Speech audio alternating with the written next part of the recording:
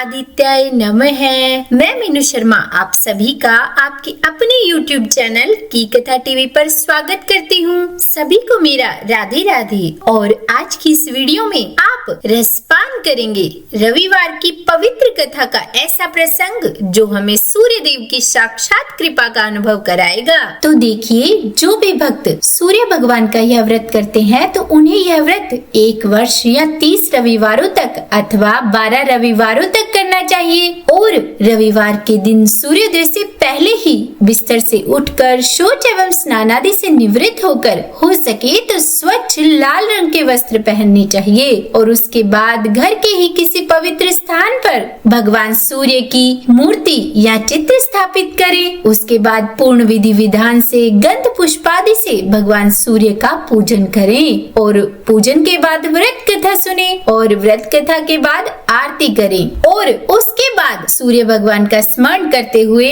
ओम हाम haem home सह सूर्याय नमः इस मंत्र का 12, 5 या फिर 3 माला जाप करें और जप के बाद शुद्ध जल, रक्त चंदन, अक्षत, लाल पुष्प और दुर्वा से सूर्य भगवान को अर्घ्य दें और अर्घ्य देते समय कहें ओम गृणी सूर्याय नमः और इस प्रकार अपनी सुबह की पूजा करें। तो बोलिए सूर्य भगवान की जय। प्राचीन कथा के अनुसार एक बार एक नगर में एक वृद्धा रहती थी। वह रविवार को नियम से घर आंगन को गोबर से लीपकर फिर भोजन तैयार करती और फिर सूर्य देव को भोग लगाने के बाद ही खुद भोजन किया करती। ऐसा व्रत करने से उनका घर धन धान्य से भरा रहता। हरि की कृपा से घर में किसी प्रकार का कोई भी दुख नहीं होता था। घर में सब कुछ आनंद मंगल था। इसी तरह कुछ दिन बीत जाने पर वह पड़ोसन जिसकी गाय का गोबर वह वृद्धा लाया करती थी, वह विचार करने लगी कि यह बूढ़ी माई हमेशा मेरी गाय का गोबर ले जाती है।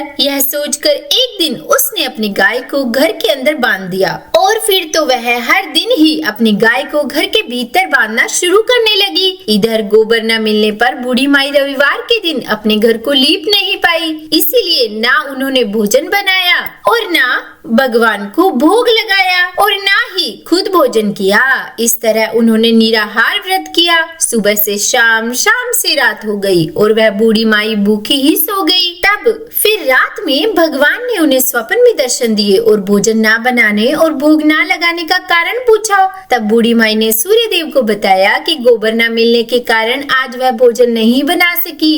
तब भगवान भास्कर ने कहा कि माता, हम तुमको ऐसी गाय देंगे जिससे सभी इच्छाएं पूर्ण हो जाएंगी, क्योंकि तुम हमेशा रविवार को गोबर से लीप कर फिर भोजन बनाती हो, भोग लगाकर ही खुद भोजन करती हो। इसीलिए मैं आपसे प्रसन्न होकर आपको वरदान देता हूँ। तब सपने में भगवान का यह वरदान पाकर जब बूढ़ी माई की आँख खुली तो देखा कि आंगन में तो एक बहुत सुंदर गाय और बछड़ा बंधे हुए हैं। गाय और बछड़े को देखकर वह खुश हो गई और घर के बाहर बांधकर उन्हें खाने को चारा डाल दिया। इधर जब पड़ोसन ने बूढ़ी माई के घर के बाहर बहुत सुंदर गाय और बछड़े को देखा तो ईर्ष्या से प्रेरित होकर उसका हृदय जल उठा और जब उसने देखा कि गाय ने तो सोने का गोबर दिया है तो वह गाय का सोने का गोबर उठाकर ले गई और अपनी गाय के साधारण गोबर को उसकी जगह रख दिया। वह रोजाना ऐसा ही करती रही और इधर सीधी सादी बूढ़ी माई को कानों कान इसकी खबर तक नहीं होने दी। एक दिन सर्वव्यापी ईश्वर ने सोचा कि चालाक पड़ोसन की वजह से वृद्धा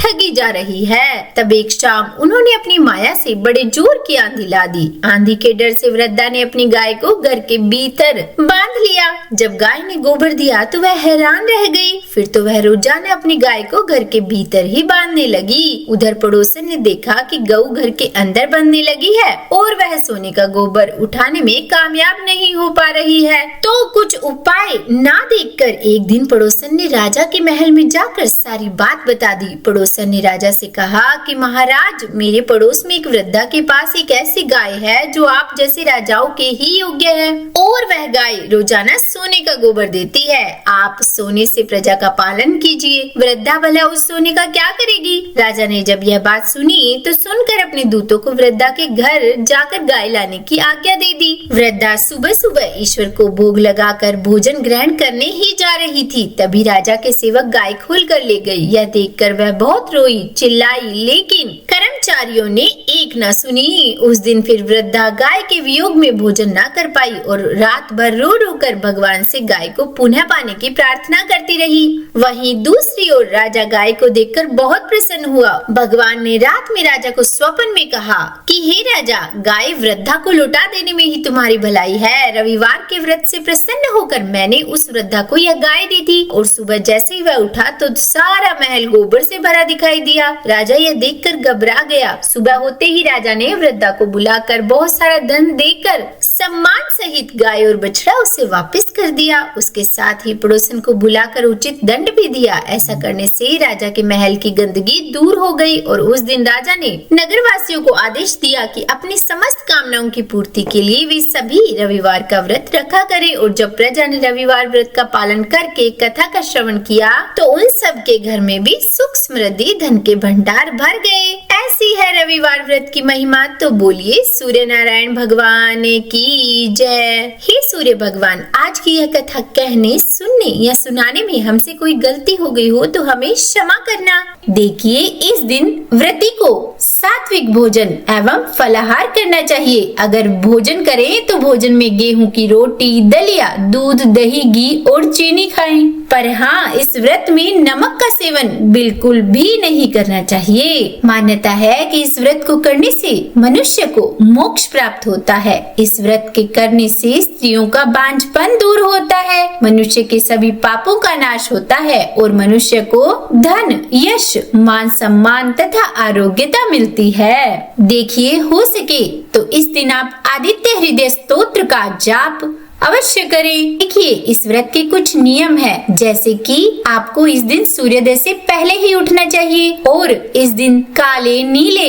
या गहरे रंग के कपड़े नहीं पहनने चाहिए। हो सके तो आप लाल, पीले या सफेद रंग के कपड़े पहने। इस दिन नमक का सेवन बिल्कुल भी न करें। मांस मदिरा का सेवन करने से बचे, अन्यथा आपको सूर्यदेव का प्रकोप झेलना पड़ सकता है। और हाँ, इस दिन अगर आपने व्रत किया है तो बाल दाढ़ी न बनवाएं, क्योंकि ऐसा करना अशुभ माना जाता है। और रविवार के दिन तांबा धातु से जुड़ी चीजों की खरीदारी या बिक्री बिल्कुल भी न करें। इससे दुख परेशानी आती है। कहते हैं, जो भी भक्त भगवान सूर्य देव का इस दिन व्रत करता है, रविवार का यह व्रत करता है, तो उसका भाग्य सूरज के तेज की तरह ही चमक उठता है। और हाँ, एक बात और मैं बता दूं कि जब आपके रविवार के व्रत का संकल्प पूरा हो जाए, यानी कि जब आप उद्यापन करें, तो उद्यापन करते समय कम से कम 4 ब्राह्मणों को भोजन अवश्य कराएं और उनका आशीर्वाद पाने के लिए उन्हें लाल वस्त्र, फल, मिठाई, फूल, नारियल और दक्षिणा अवश्य दें। तो उम्मीद करती हूँ आज की इस वीडियो में दी हुई आपको जानकारी और कथा अच्छी लगी होगी। अगर पसंद आई हो वीडियो तो लाइक एंड शेयर कीजिएगा और चैनल पर नए हैं, सब्सक्राइब नहीं किया है तो सब्सक्राइब भी कर ही दीजिएगा।